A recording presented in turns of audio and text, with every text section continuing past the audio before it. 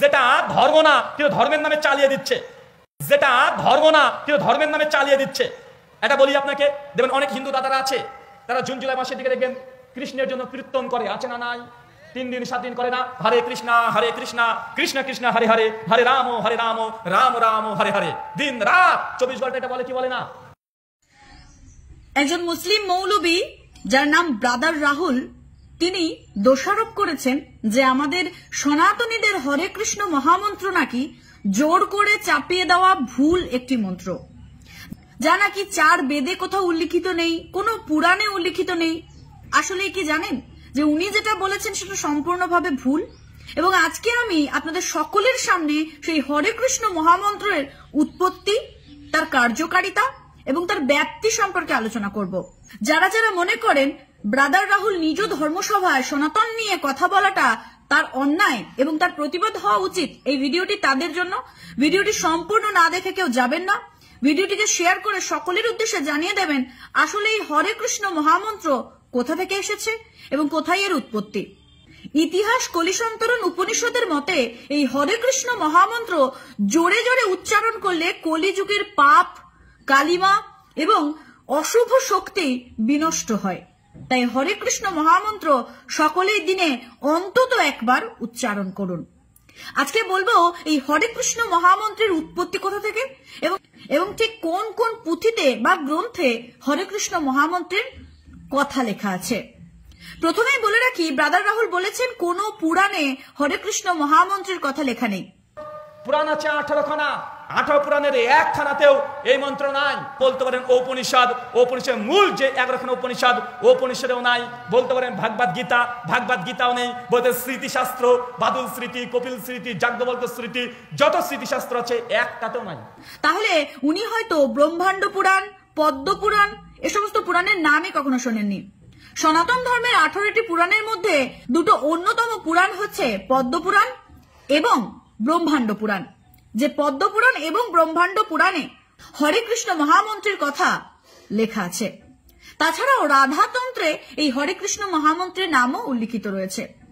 আজকে এই হরে কৃষ্ণ মহামন্ত্রের উৎপত্তি স্থল আপনাদের সকলকে জানালাম। সে সঙ্গে হরে কৃষ্ণ মহামন্ত্রের এই 16 নাম 32 অক্ষরের তাৎপর্যটাও আপনাদেরকে বোঝাবো। আপনারা যারা জানতে চান যে হরে কৃষ্ণ মহামন্ত্র 16 নাম 32 অক্ষরের তাৎপর্য কি, তারা অবশ্যই ভিডিওর প্রথম থেকে শেষ পর্যন্ত থাকুন। হরিনাম বা হরে কৃষ্ণ মহামন্ত্র 16 নাম 32 অক্ষর রূপী, কিন্তু এই নাম কীর্তন বা জপ করতে গিয়ে আমরা পাই মাত্র 3টি নাম। একটি হচ্ছে হরে, একটি হচ্ছে কৃষ্ণ এবং একটি হচ্ছে রাম। পরম করুণাময় ভগবান শ্রীকৃষ্ণ গোলকপতি সচ্চিদানন্দ অর্থাৎ সৎ ও চিত আনন্দ রূপী ত্রিগুণের অধিকারী। এই ত্রিগুণ হলো সন্ধিনী, সংবিত ও হল্লাদিনী বা কর্ম, জ্ঞান ও ভক্তি রূপী। এই ত্রিগুণের অন্তর্গত হরে, কৃষ্ণ ও রাম নামেই অন্তর্হিত। আসুন আজকে আলোচনা করি এই 16 নামের তাৎপর্য।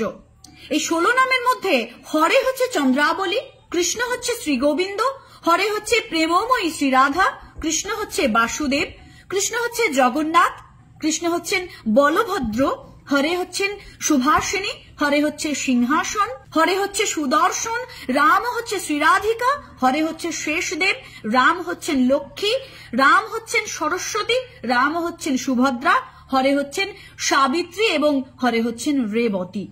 এই 16 নামের তাৎপর্য আমরা বুঝতে পারলাম। সেই সঙ্গে আসুন আজকে আলোচনা করি 32 অক্ষর অর্থাৎ এই হরের হ রে আলাদা আলাদা করে কি হতে পারে সেটা নিয়েও আজকে বিস্তারিত আলোচনা করব। হরে কৃষ্ণ মহামন্ত্রের এই 32 অক্ষরের তাৎপর্য হচ্ছে, হ অক্ষরে শ্রীললিতা সখী মস্তকেতে, রে অক্ষরে শ্রী বিশাখা দক্ষিণ বাহুতে, ক্রি অক্ষরে চম্পকলতা সখী কণ্ঠে রয়, স্ন অক্ষরে চিত্রা সখী বাহুতে শোভায়, হ অক্ষরে রঙ্গদেবী সখী থাকে হাতে, রে অক্ষরে সুদেবী যে থাকো এ পৃষ্ঠেতে, ক্রি অক্ষরে তুঙ্গবিদ্যা বদন উপরে, স্ন অক্ষরে ইন্দু রেখা শ্রবণ বিবরে, ক্রি অক্ষরে শশী রেখা রহে ভুরু যুগে, স্ন অক্ষরে বিমলা সখী ভ্রুর ডান ভাগে, ক্রি অক্ষরে পালিকা সখী ভ্রুর বামে রয়, স্ন অক্ষরে লবঙ্গমন জড়ি থাকো এ হৃদয়, হ অক্ষরে শ্যামলা সখী নাভিতে থাকয়, রে অক্ষরে মধুমতি নাভি মধ্যে রয়, হ অক্ষরে ধন্যা সখী করাঙ্গুলি রয়, রে অক্ষরে মঙ্গলা কর অধমুখী হয়, হ হ অক্ষরে শ্রীদাম ও সখা জঙ্ঘায় থাকয়ে, রে অক্ষরে সুদাম ও সখা জানু নিবসয়ে, রা অক্ষরে বসুদাম সখা থাকে ভুরু অঙ্গে, ম অক্ষরে অর্জুন সখা থাকে সদা, হ অক্ষরে সুবল সখা দক্ষিণ পদতে, রে অক্ষরে কিঙ্কিনী সখা আছো এ বামেতে, রা অক্ষরে চাতক সখা পূর্বে নিবসয়, মা অক্ষরে মধুমঙ্গল অগ্নিকোণে রয়, রা অক্ষরে সুখ সখা থাকো এ দক্ষিণে, ম অক্ষরে বিশাল সখা রয় নৈরিত কোণে, রা অক্ষরে মহাবল সখা পশ্চিম থাকয়ে, ম অক্ষরে বৃষভ সখা বায়ু কোণে রয়, হ অক্ষরে দেবপ্রস্থ সখা উত্তরেতে, রে অক্ষরে উদ্ভব সখা আছে ঈশানেতে, হ অক্ষরে মহাবায়ু ঊর্ধ্ব রয় সুখে, রে অক্ষরে ঈশান সখা আছে অধোমুখে।